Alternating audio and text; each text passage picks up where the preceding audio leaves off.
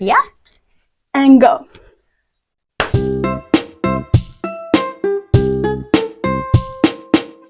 Hello, and welcome to Office Hours Stag Radios podcast, where we take a step beyond the lecture theatre and into the lives of the lecturers who shape our uni experience. I'm your host, Sofia Varela, and today I'm joined by... Mel. Woo! Hi. Let's focus on the person behind the lecture. So before you started publishing the books, before you started teaching, what was like the one thing about your subject that like hooked you and made you want to be like, this is what I want to do as a living in my career? That's a good question. I mean, as cliche and as cheesy as this sounds, it was genuinely my love for creative writing, as well as my love for people. I've always been fascinated by poetry and what it can do in order to share experiences and lives and lived experiences. And I've always liked teaching, and that's what I used to do in the States before I moved over to the UK. And so the two of them merged together, I feel like ended up being perfect. How is it different teaching in like US compared to here? Because I can imagine it's quite different. It is really different. I would say that the biggest thing is that in the UK, university students are a lot more responsible for their own learning. So university education is a lot more hands-off. In the US, there's a lot more face-to-face time with each of the lecturers. Each of the modules have multiple assignments throughout the course of the semester, and so students are constantly keeping up with essays and quizzes and homework assignments and participation things. Whereas obviously in the UK, it's either a mid-semester and a final assessment or just a final assessment that kind of makes up the entirety of a grade. I think students in the UK are forced to have to take learning into their own hands. And so I think that's really cool. I do think the US does provide a little bit more support for students. So I think those are some differences and pros and cons to the UK versus the US. One of the biggest things is that attendance is really, really strictly mandated in the US. And so where I was teaching earlier in the US, if you missed more than 3 classes throughout the course of the semester, you have to retake the class. And so I think that would obviously not work here because students are coming and going, which is fine. With marking, obviously here in the UK, it's really hard to get a first, and that starts at a 70, whereas in the US, when students get anything below an 80%, which is our equivalent of a B, they get really upset.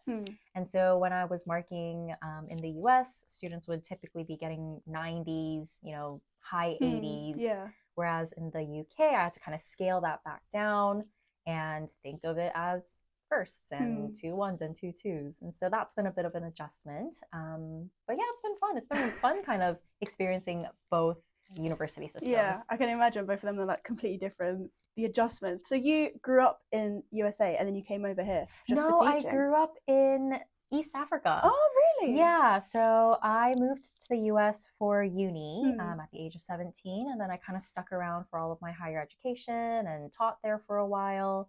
And then I moved over here about 3.5 years ago. Oh my gosh. Yeah, the time has really flown by. Yeah, I don't know, but now I feel like the UK feels like a home. There's still a lot of things I miss about the US. A lot of my friends are there. My parents are still in Tanzania, which is where I primarily grew up. And I also have my grandparents who live in Korea. So yeah, family and friends just scattered all over the place.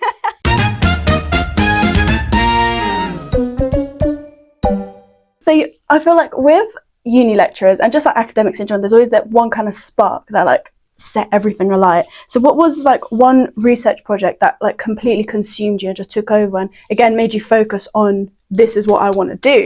It was probably a couple of years ago when I first read the novel Pachinko, which is a book by Min-Jin Lee.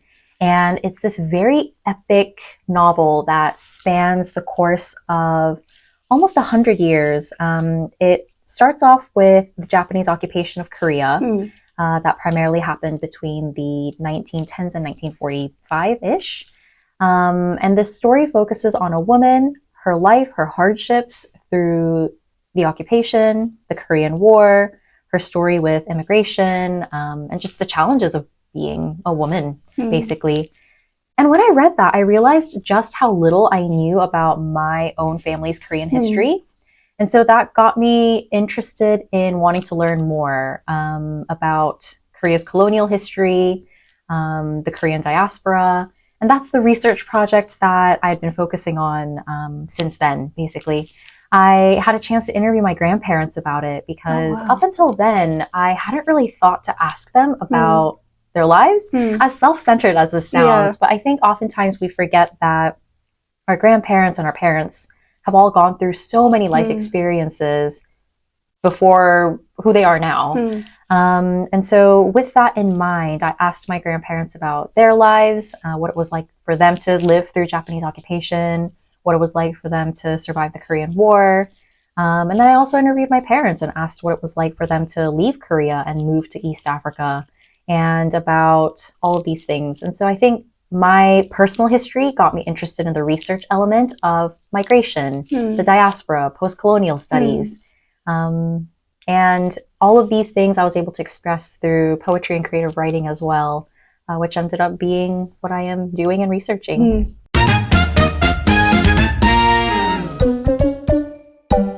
So is that kind of why you kind of like fell in love with your field in a way, like how your whole passion begun? Like, what was that? Yes and no. I think I had always been interested in creative writing as a medium. When I was young, I would write stories, like well, maybe not all kids, but like most kids do. Yeah. And as I got older, those turned into, really cheesy love poems that I would write to my high school boyfriend, being like, I love you. But then when I entered uni, I started to take my creative writing and my poetry a little bit more seriously. I found that, especially with my lack of identity and home, because I'm Korean and I grew up in East Africa and then I moved to the US and, now the UK. I think there was always a lack of a sense of belonging. And anytime people asked me, oh, where's home for you? It was a question that was really hard for me to answer succinctly. And so I turned to poetry to kind of express these feelings and write about my experiences as what is called a transnational individual or a third culture kid. And in doing so, I realized, poetry can do a lot in sharing lived experiences, but also connecting with other people. So that's where the creative writing side came into focus. And then, just reading about Korean history, I guess, got me interested in post-colonial and transnational literature. The fact that you're from so many different places, like, did you find that putting all of those feelings into literature, was it like well received? Did people have certain opinions on it? Like, what was the reception of that? I think it's been mostly positive. Good. I think there are people that won't understand my experiences fully, and I think that's totally fine. I feel like the beauty of creative writing is that it's meant to make people feel, and if they feel a certain way about what I write, then I feel like it's a good thing. Yeah. Oftentimes in my poetry, I'll mix in different languages. So even with my predominantly English poetry, I'll have phrases or words in Korean or a sentence or two in Swahili. And when people read that, they might not fully understand what I'm saying, but as long as they can feel and understand the sentiments of what brought that into existence, then I think my job is done.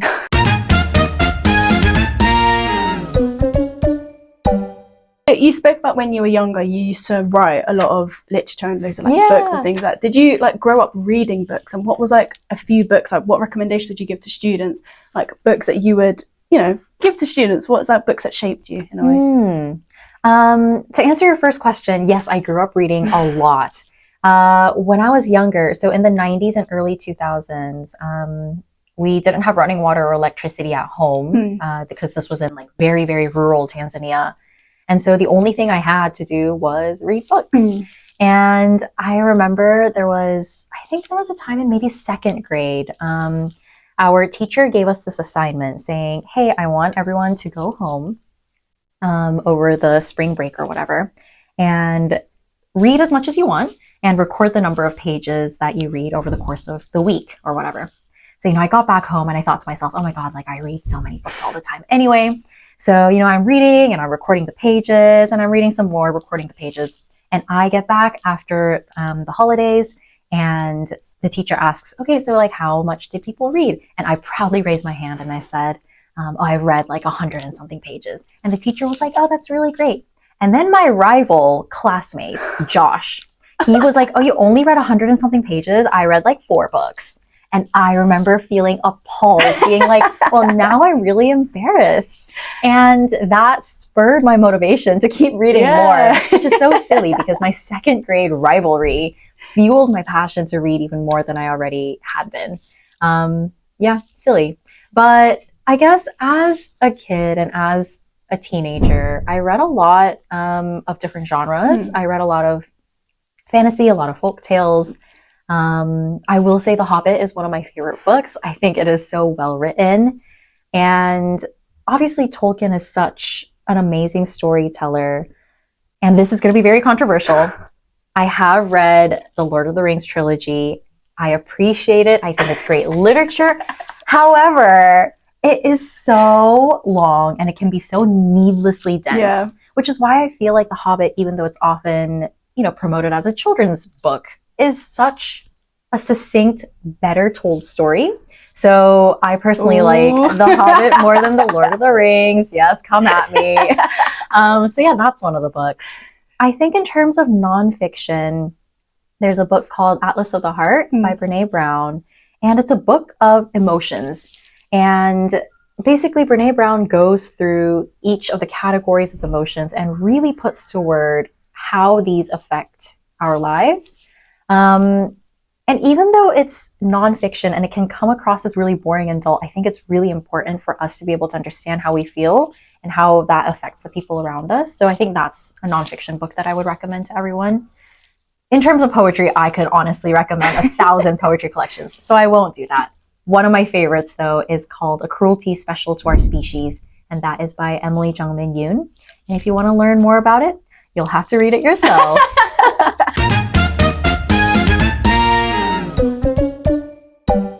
You speak about all these different kind of books. So moving away from that, what do you think is, I feel like our discipline specifically is like really, really changing. So with things like AI and ethics and all these different things, like specifically AI, like how do you think it's going to affect like the future and things about our field? Like what is your opinion and your stance on that? Yeah, I feel like it's tricky. I know there are a lot of different opinions on AI, and I think when it comes to creativity, creative writing, literature, it can have a really detrimental effect to what is being put out into the universe for people to read. I think oftentimes when people want to take an easy route, they can go towards AI and ask it to write me a short story. But I genuinely feel like there isn't anything that is comparable to human creativity. I think the biggest thing is that I want students to know that AI can be a useful tool, but I just want everyone to be able to use it responsibly, not rely too much on it, so much to the point where it can stunt creativity or harm people that are producing work that shouldn't be replicated or try to be replicated. I'm curious to see how things will be in the next 5 to 10 years. Obviously, there are certain industries that use AI really, really frequently and I guess effectively for their field. Yeah. So yeah, I'm curious to see what will happen.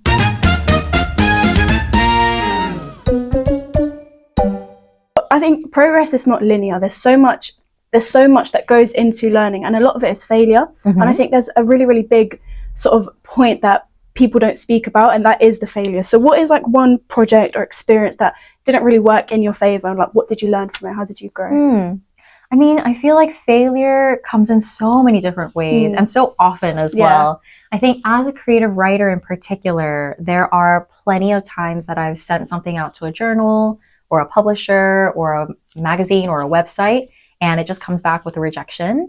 I think at the beginning, I took every rejection so personally. And I thought to myself, oh my God, but my work would have been the perfect fit for this publisher, or my poem would have fit so well with the rest of these on this online magazine. And I think with each rejection, I've learned that because creative writing is so subjective, if it doesn't fit for the time and for the space or for the person that is reading it, then that's okay. And that's not a reflection on who I am as a writer or the writing in and of itself. Over the years, I have also become an editor of 2 journal magazines as well. And I think in being editor and editor-in-chief, I have also realized, hey, there are some pieces that I'm not going to accept for this time being. But again, it is not a personal reflection of any of these authors. And so I think it has just taught me that, I should keep sending my work out there and to not take anything, rejections in particular, too personally. How is your working for the magazine and the journal that you work for? How has that sort of changed? Like what you do? Like how did you get into that? How did it help you? Yeah, I think so. There's one online magazine I've been working for the past 6 years. Oh, wow. I started out as a poetry reader because I'd submitted my work to the magazine before as just a regular submitter. And they really liked the piece. And when I saw that they were looking for poetry readers, I signed up. And then from there, I became the co-editor-in-chief and then the editor-in-chief through just time, I guess. For the other website / magazine, I work as the Korean translations editor. And every year we basically choose a manuscript to publish. And that's really fun because we do it on a contest basis. And I think things that it has taught me is that there are so many cool people out there that are producing really beautiful work. I wish that we could accept every single piece because I think that would be really nice. But obviously there is such a limited number of spaces and publication opportunities that are available. So yeah, I think it's just shown me that there's so much cool work out there and that creativity is infinite. Do you want to do a little promo? Yes, come publish with us at Flora Fiction at florafiction.com.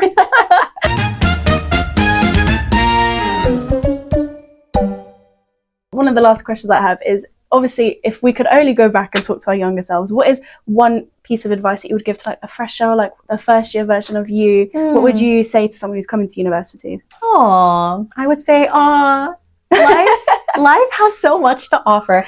No, I would genuinely say to not be afraid of putting yourself out there. I think something I would tell myself is to use and utilize the resources that the university offers and chat with lecturers, chat with people that are invested in your education. And I think especially during the first year, everything is all about experimentation and trying out new things and getting adjusted to life as a university student. And so I would just tell people to not be afraid and to have fun. Oh, that's so cute.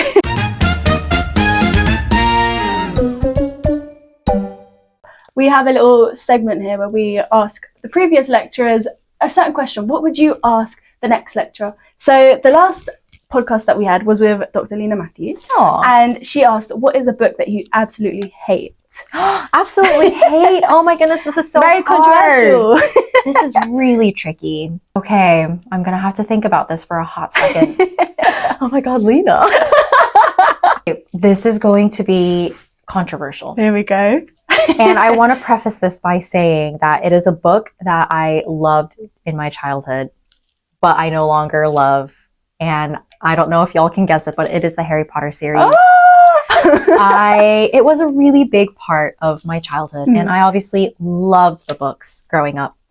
I felt like the age at which the books were, the age at which I was growing up and the books were being released, I felt like I was right there with the characters. And I remember waiting as a high school student for the 7th and final book to come out. And, I was right there, ready. And for years afterwards, I had such a soft spot in my heart for the Harry Potter series. But because of the author, I can't love it anymore. And I think that makes me dislike the books. This also brings in the question of whether we can separate the art from the artist, the author from the books. And I think in this case, unfortunately, I am not able to separate the art from the artist. So yeah, the Harry Potter series. Oh wow. Very loved and hated. Yeah, very controversial indeed. The question that you would have for the next lecture on whatever podcast we do next. I want to know what the next lecturer's favorite module taught ever is and why. Well, thank you so much for joining us today, and thank you for watching this episode of Office Hours. Stay tuned and follow and like and share and do all of that YouTube stuff. I've been your host, Sofia Varela. Thank you so much for joining us, and yeah, bye-bye. That was so good, honestly. Oh my god. We can breathe now.